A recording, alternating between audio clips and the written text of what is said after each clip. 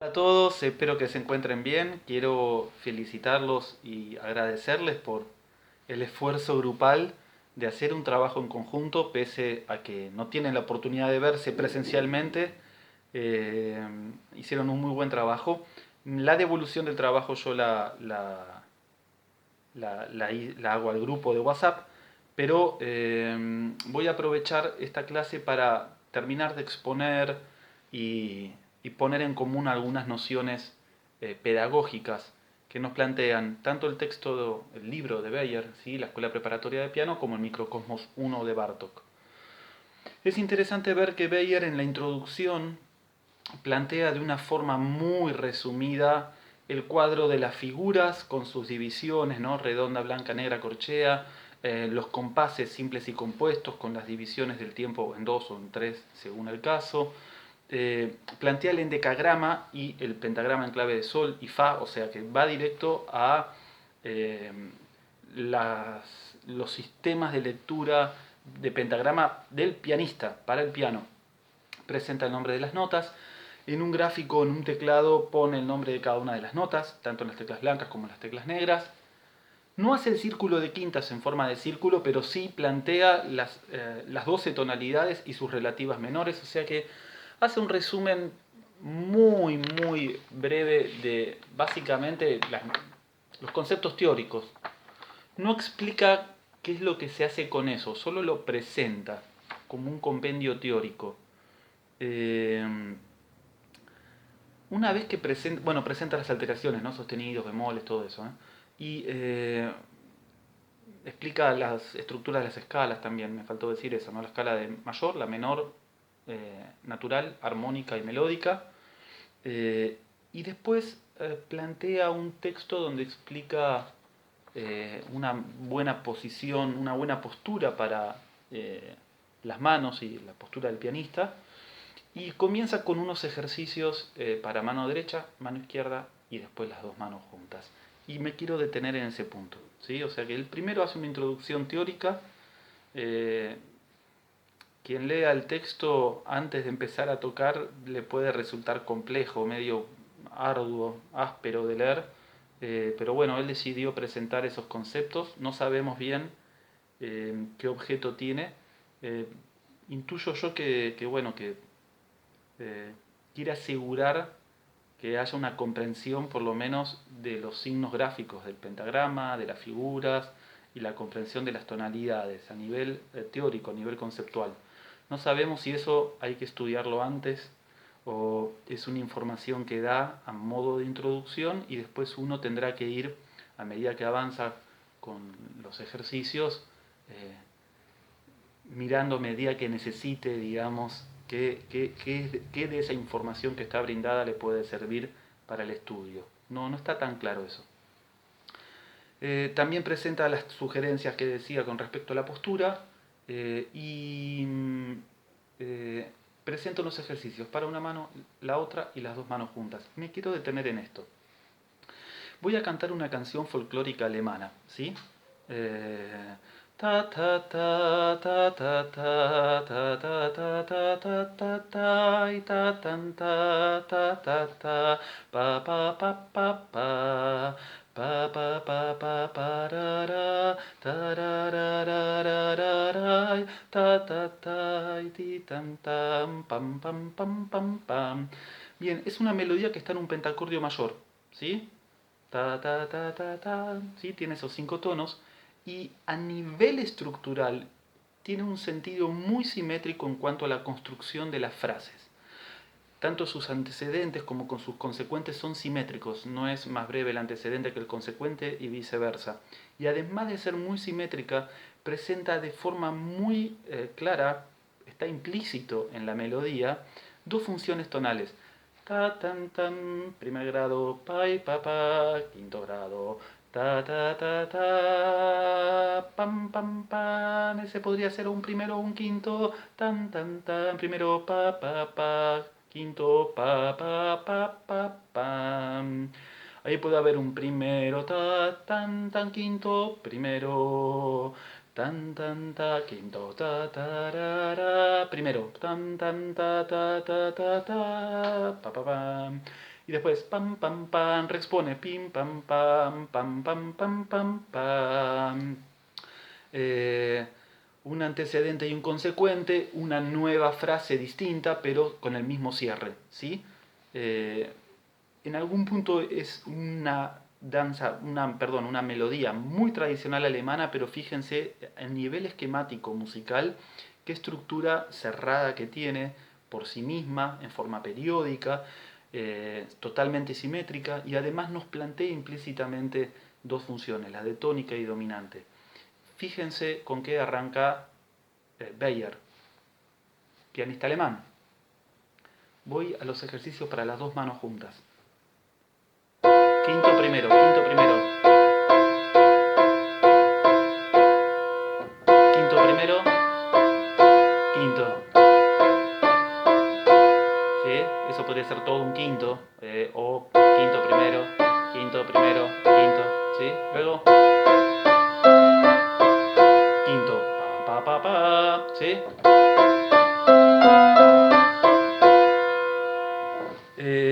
Entonces, nos plantea un ejercicio totalmente mecánico y técnico, pero fíjense que la elección de las notas para mover el dedo 1, 2, 1, 2, 3, el objetivo de él era esto. No fueron cualquier tono, fue una relación que tenía que ver con una función armónica. A continuación presenta una melodía a tres manos, o sea, dos manos que son del profesor y una mano del estudiante. El estudiante, dice el discípulo, va a tocar solamente tres tonos, do, re, mi. Y luego el tema va a tener variaciones, y en las variaciones van a ir apareciendo los demás tonos hasta completar un pentacordio, ¿sí? Un pentacordio do, re, mi, fa, sol. Eso es lo que tiene como material melódico. Ahora, hay algo muy interesante, que es que desde el vamos, Beyer plantea una armonía acompañando esta melodía súper sencilla, ¿sí? Para la mano derecha. Quinto, primero, quinto, quinto, primero, quinto, con séptima, primero. O sea, que el estudiante está tocando una melodía con una sola mano en el pentacordio mayor, pero tiene un apoyo armónico con las funciones de tónica y dominante. Aquí hay algo que es muy interesante, cómo Beyer decide ir formando el oído musical del estudiante de piano, y por otro lado, también un maestro que acompaña está dando una guía del tiempo, de pulso. No solo eso, no es lo mismo que el maestro haga creyendo, disminuyendo.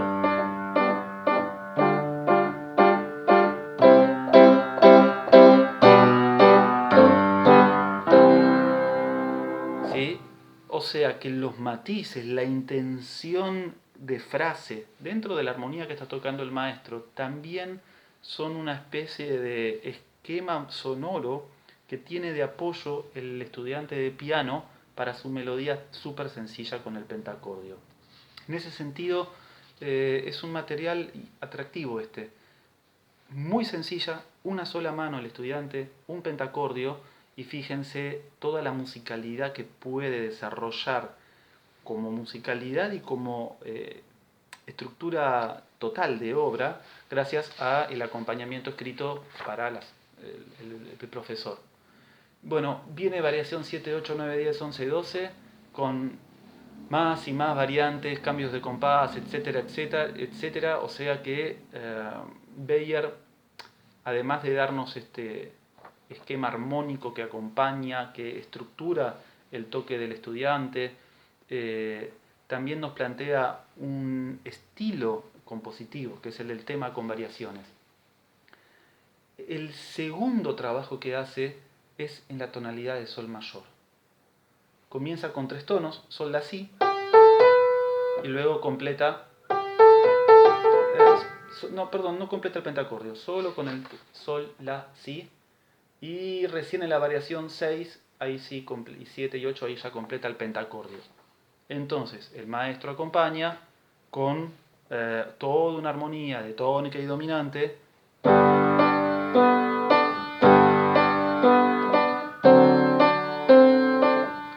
¿Sí? En sol mayor.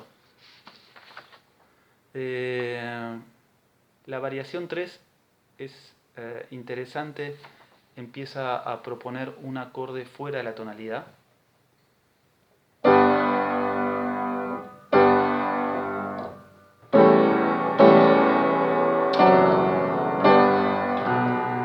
¿Sí? El segundo grado como dominante auxiliar del quinto.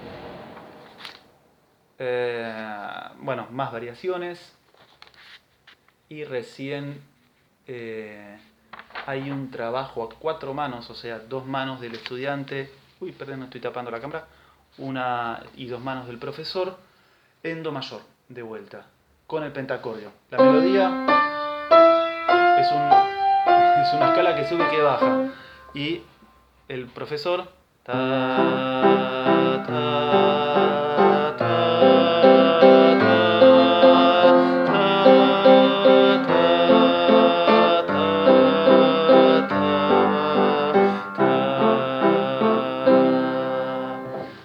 fíjense que ya hay una riqueza en la armonía poniendo el primer grado efectivo del cuarto, el primero en posición 6-4, ¿sí? Antes de la dominante.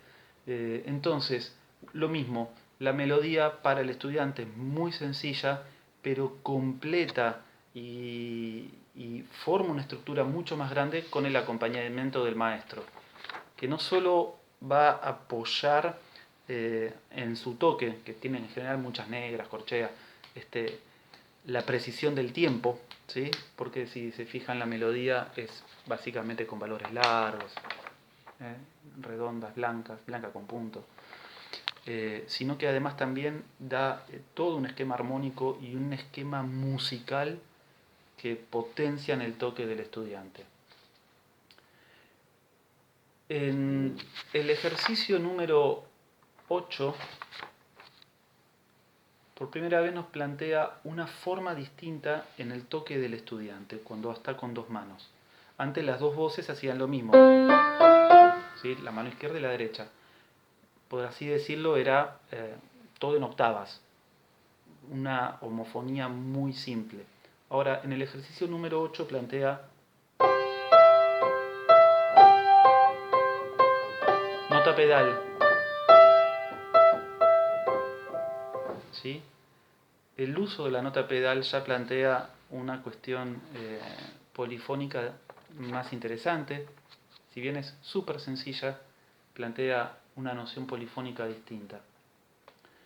Hay un ejercicio, el número 11, que es con sextas.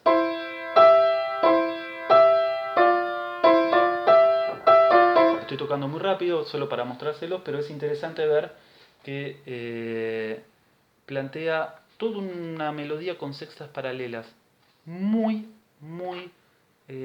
característico en el clasicismo vienés y alemán también, centroeuropeo, el uso de las sextas, un poco haciendo alusión a los cornos o al folclore alemán.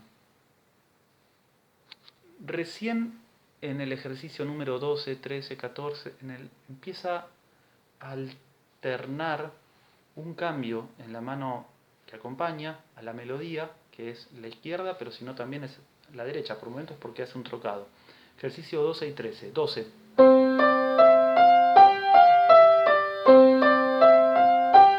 Bajo de gaita se llama al cambio del primero y el quinto grado, pero también en algún punto empieza a darle una autonomía a este contrapunto que lo va a acercar más que nada a la función de tónica y dominante. Luego lo troca, la derecha hace el do y el sol, ¿no? Y en el 14 ya directamente se va trocando más rápido. En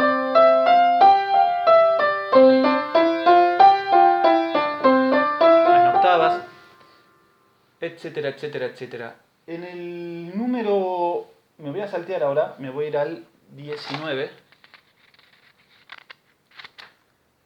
Es muy interesante porque combina las sextas, pero las dos voces ya no van al mismo tiempo. Y no hay un acompañamiento y una melodía o un trocado como había antes, sino que hay un contrapunto que aparece en forma imitativa un compás después.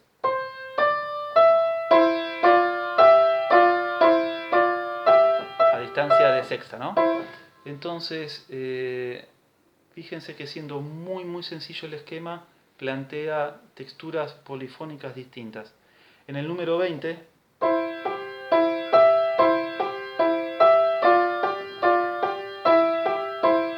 hay tres voces, el mi, el sol y la melodía. Las va alternando, pero da la sensación de una especie de contrapunto a tres voces. Y en el número 21 plantea en la mano izquierda, si lo escuchamos, un bajo alberti. Esta noción tan característica en los acompañamientos de teclado del primer periodo de clasicismo centroeuropeo, de ir alternando las teclas para ir formando una especie de secuencia rítmica con la armonía. ¿Sí? Él lo hace por supuesto solo con el primer grado, pero empieza a introducir nociones, digamos, de estilo y formas de presentar la armonía distintas. No me quiero olvidar de nada. Número 32. Vuelve a las cuatro manos, o sea, el estudiante tocando una melodía en octavas y el profesor acompañando en sol mayor.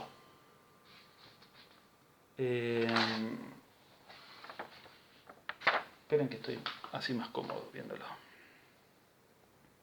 En el número 35 hay algo muy interesante en ese estudio, en ese ejercicio, que la mano derecha está en el pentacordio do, re, mi, fa, sol y la mano izquierda está en el pentacordio sol, la, si, do, re. ¿Sí? Entonces, mano derecha, mano izquierda. O sea, lo que antes el estudiante había hecho para tocar o en do mayor o en sol mayor, ahora están juntos. En una música que está en do mayor. Lo que pasa que esto le permite tener una paleta más grande de tonos.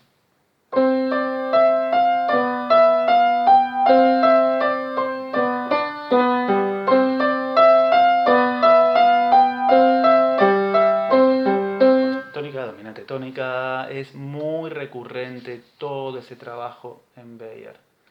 Después continúa también con otros en sol mayor, bajo alberti, ¿sí? En sol mayor. Quería mencionarles el número 41, el 42, 43, que también son a cuatro manos, discípulo tocando en octavas, el profesor acompañando, en la menor. Plantea el pentacordio la, si, do, re, mi en la menor. O sea que no se aleja tanto del círculo de quintas, do mayor, sol, y luego va a la relativa menor. Número 46. Aquí, en ese ejercicio,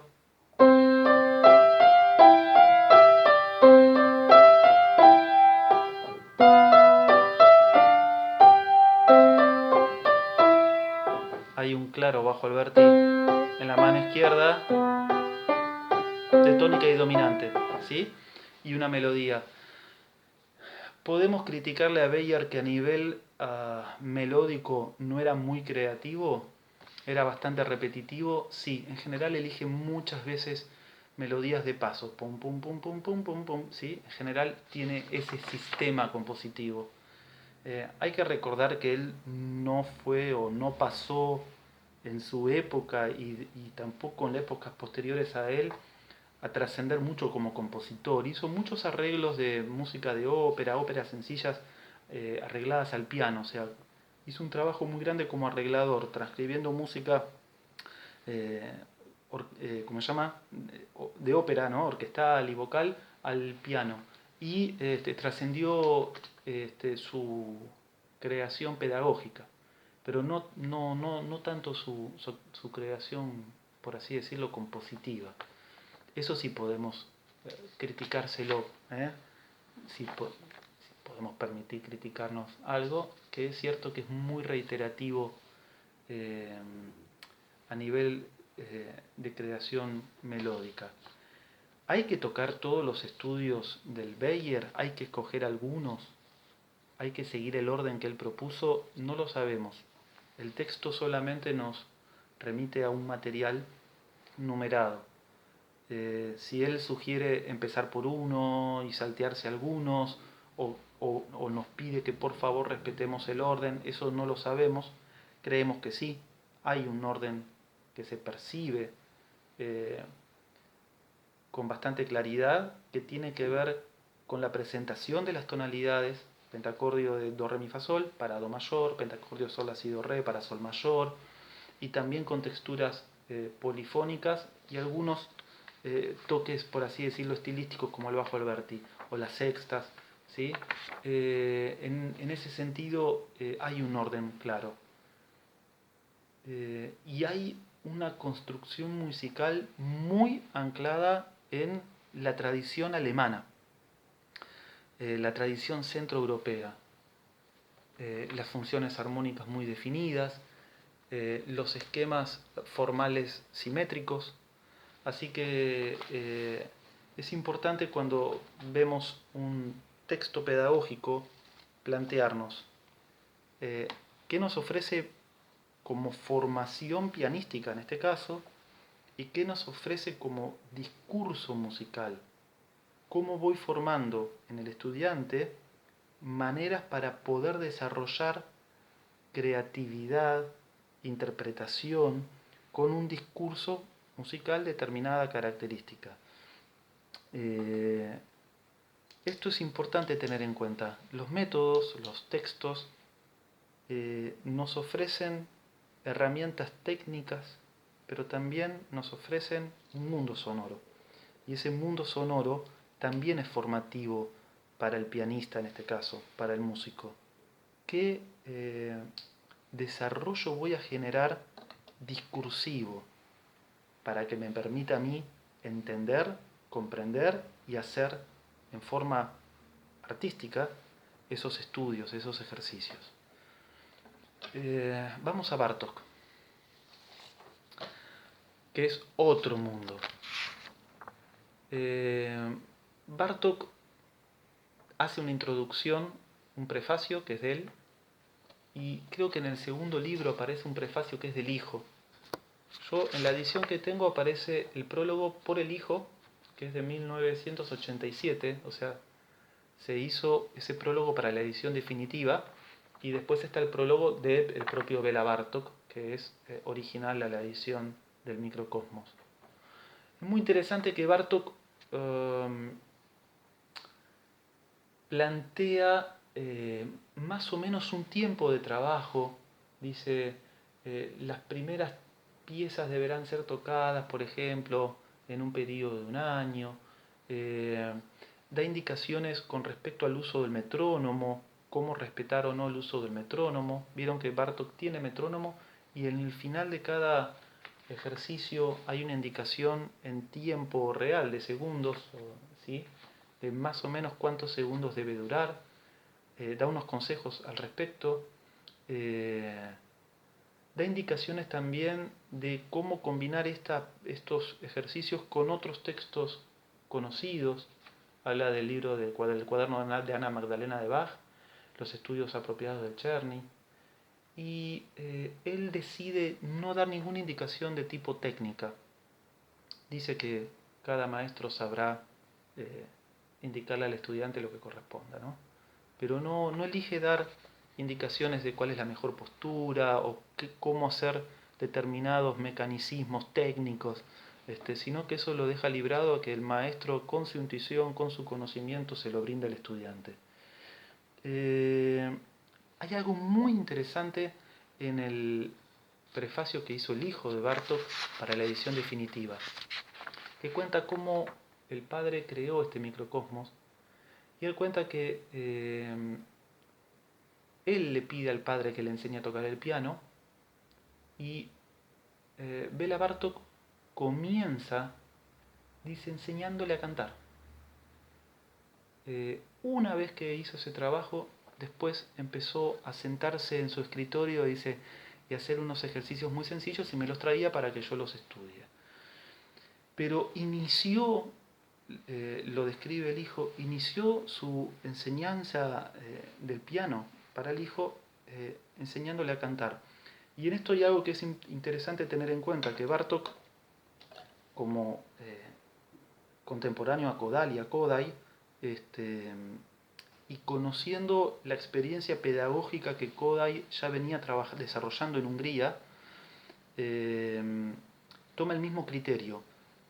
La experiencia pedagógica de Kodály, o Kodály se dice en húngaro, en Hungría tenía una primera etapa de formación musical que era desde el canto, y luego recién iniciaban con el estudio del instrumento, pero había como una preparación que era en el canto. No me refiero a técnica vocal, sino me refiero a leer música cantando, ¿sí? Solfear, leer música, leer ejercicios musicales cantando.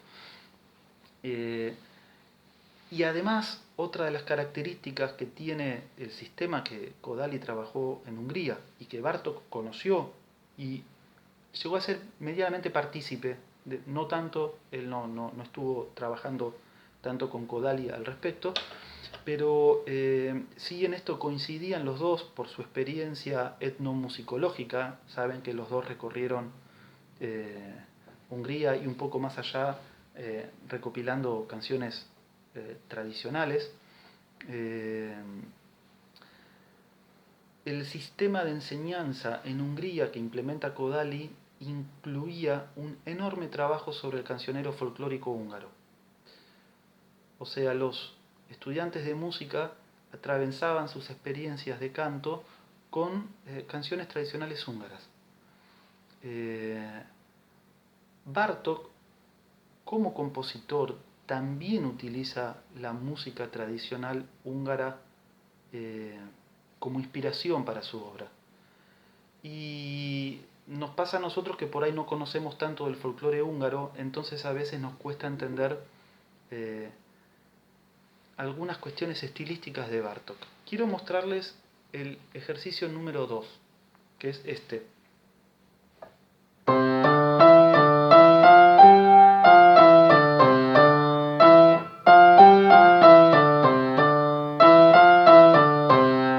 Pam pam pa pa pa pa pa pa pa pa pa pa pa. 13 golpes, ¿sí?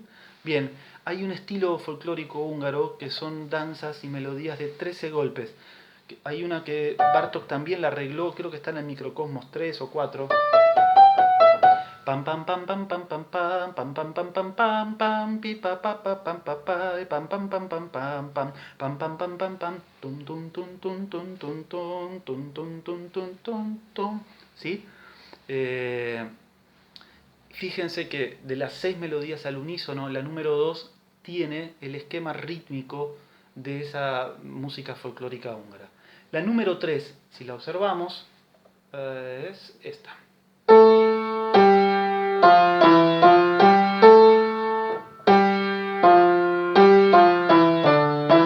Fíjense que los arcos están uniendo de a 3 compases, ¿sí? Las frases. Bien, eso en Hungría se conoce como el ritmo tripódico.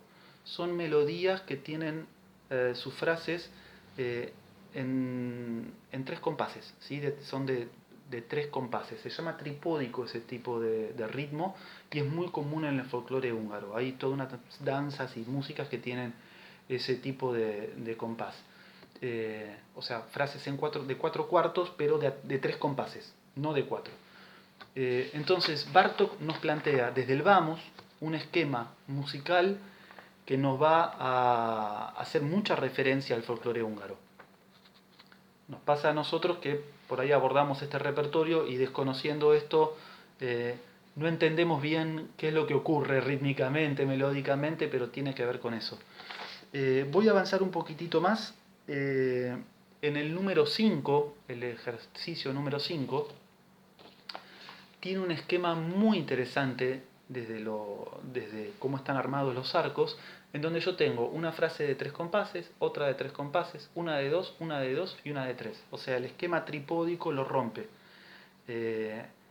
Y ya la simetría cuesta entenderla. Y esto es algo que Bartók lo va a repetir en varios momentos del Microcosmos 1, ¿sí? Que las frases musicales, algunas son simétricas, 4 compases y 4 compases, pero en otros momentos no tiene ese esquema de simetría. Voy al número 7, que me parece algo interesante recalcar, que utiliza un pentacordio. Hasta ahora Bartók siempre pone los 5 dedos tocando en pentacordios a la octava, a veces más separadas o a veces más cercanas. En este caso, una melodía frigia. Perdón.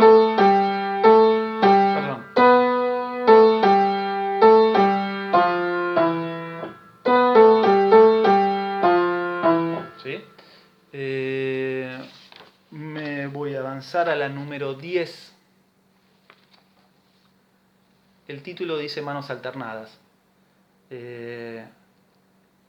Obviamente tiene una melodía donde se alterna una mano y la otra, y nos presenta por primera vez un esquema polifónico novedoso, que es el esquema responsorial, una voz y otra, ¿sí?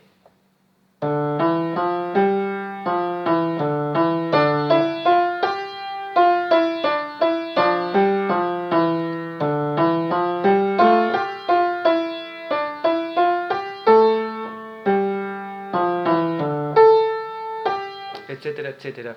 O sea, plantea un inicio de polifonía, se va de la melodía o la homofonía, por más que sean octavas o 2 octavas, es una homofonía, es una sola voz.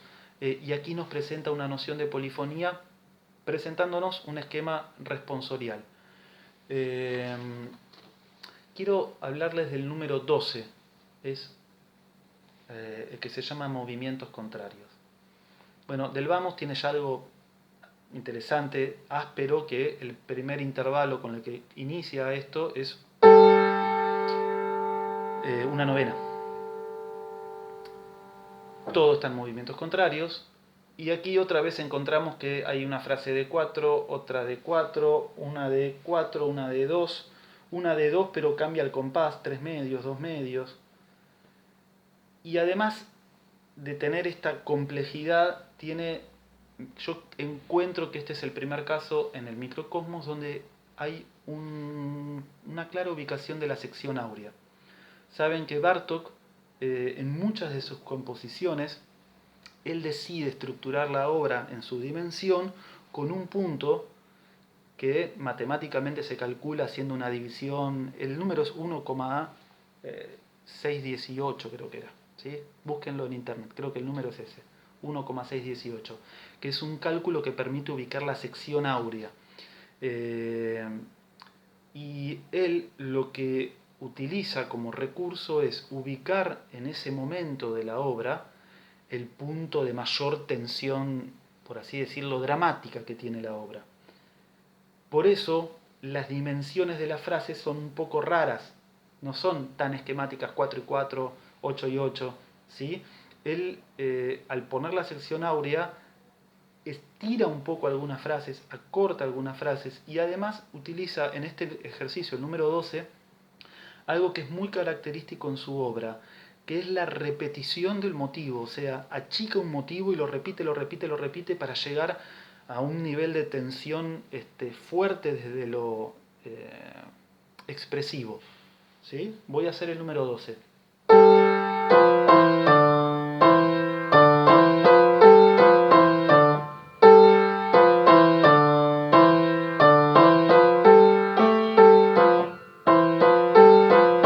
Ahí está. Sección áurea.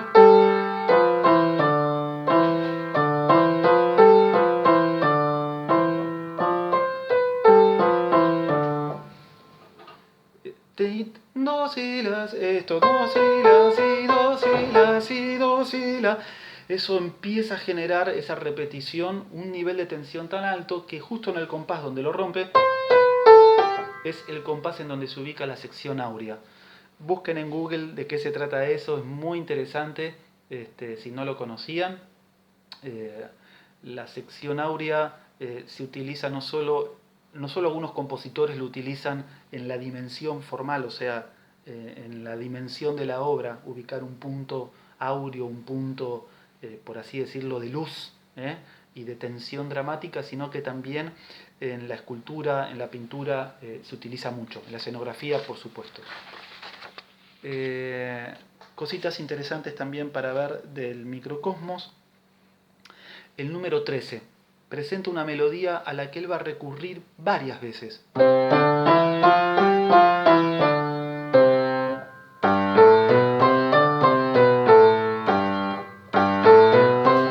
Bueno, perdón, ay, se me cayó el apunte. La melodía ta ta ta ta ta ta ta tan tan salta de quinta, pam pam pam pa pa pa, sube de quinta, va bajando y termina en la digamos repitiendo el motivo del inicio, o sea que es una melodía que en el folclore húngaro se lo conoce como melodías de salto de quinta. Son melodías que empiezan en un tono, luego viene una sección, una quinta más arriba y terminan en el tono de inicio. Ese tipo de construcción melódica es folclórica en Hungría, ¿sí? Quería decirlo porque, bueno, por ahí no todos conocemos el folclore húngaro, pero vale la pena darnos cuenta que él, en sus composiciones, tiene muy presente el folclore húngaro. Y además, los estudiantes que en Hungría de música tienen muchísima práctica folclórica en su formación musical en las primeras etapas.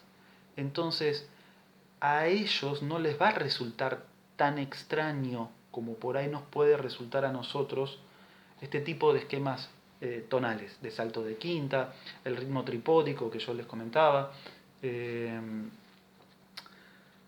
Con respecto a ese ejercicio, al que tiene el salto de quinta, hay un poco más adelante otra versión de la misma melodía, pero con un movimiento contrario. Cambia el acompañamiento de la mano izquierda. La melodía arriba es igual, pero la mano izquierda cambia. Ahora, no solo cambia en el movimiento, sino que cambia a nivel escalístico. Fíjense que utiliza esta escala o este pentacordio. Bien, semitono, tono, tono, semitono. Es un sistema escalístico que, ¿cómo lo podremos llamar? Lidio, mixolidio, ¿qué es? Es una escala simétrica. Semitono, tono y en espejo, tono, semitono. Bartók en muchas de sus composiciones utiliza escalas de ese tipo, escalas simétricas. Esta es una, que después la duplica una quinta más arriba. Semitono, tono, tono, semitono, tono, tono, semitono. ¿Sí? Si se fijan, ahí es el punto central, se abre un tono para cada lado, un semitono para cada lado. Son escalas simétricas y lo de arriba y lo de abajo está como un espejo. Tono, tono, semitono. Me parecía interesante destacárselos porque muchas veces pasa de largo ese aspecto. Me olvidé de mencionar, hay una melodía, la número 15, que lleva de título Canción Aldeana y está en modo lidio, ¿sí?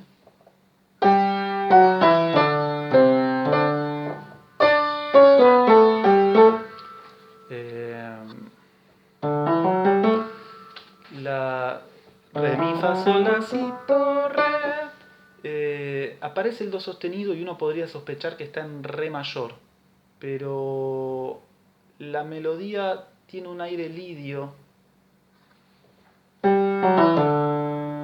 Perdónenme, ahí estoy. Mixolidio, perdónenme.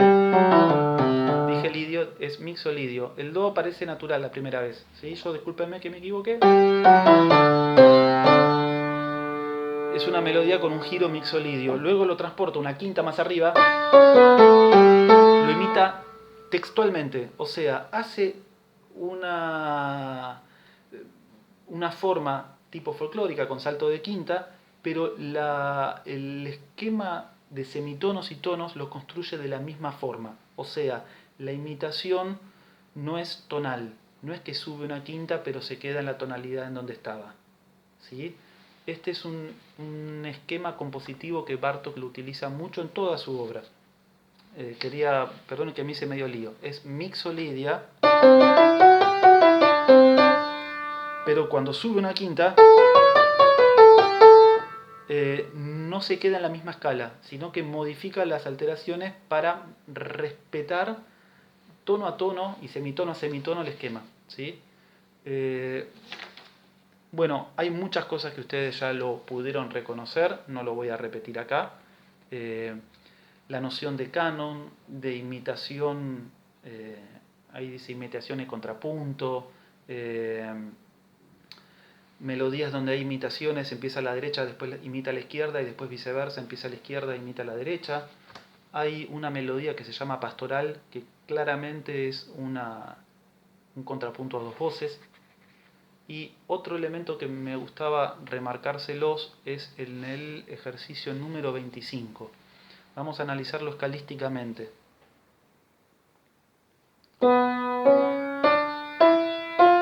Este es el pentacordio que utiliza, ¿sí? Empieza la mano izquierda,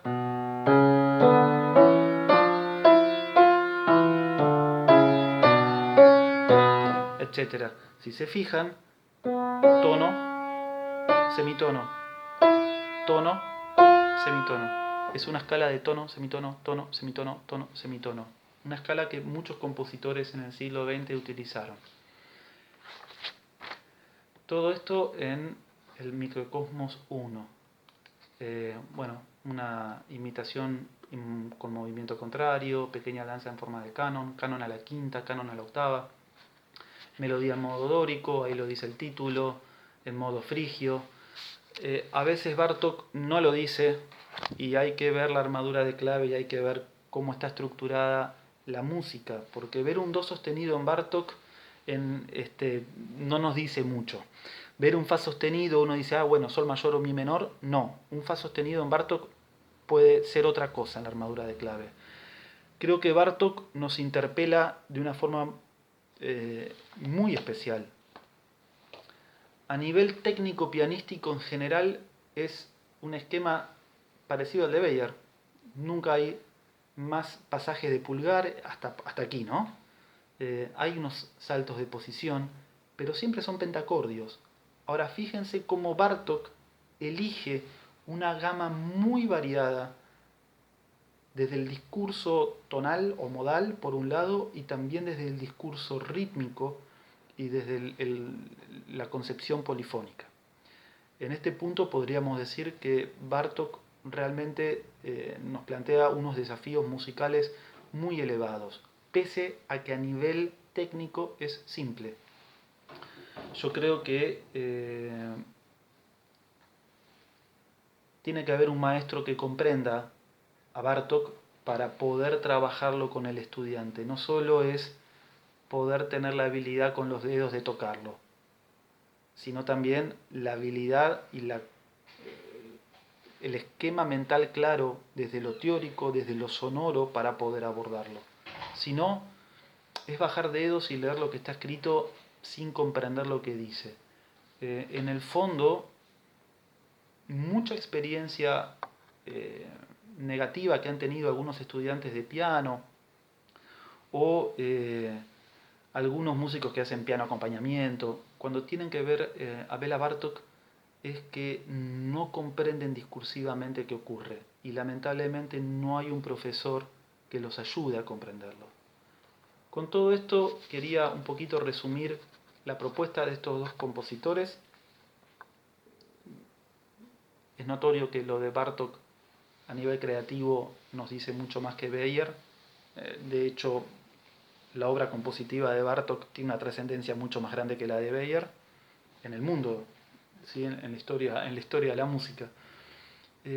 Pero es interesante que nosotros sepamos ver que un texto musical nos va a decir dos cosas a fines didácticos. La número uno es qué habilidades mecánicas, motoras, yo voy a desarrollar en el transcurso de esa ejercitación. Y por otro lado, qué habilidades discursivas voy a poder desarrollar y practicar. Hay algunos textos que se han hecho para instrumentos en donde no hay discurso musical, solamente hay ejercitación mecánica de dedos.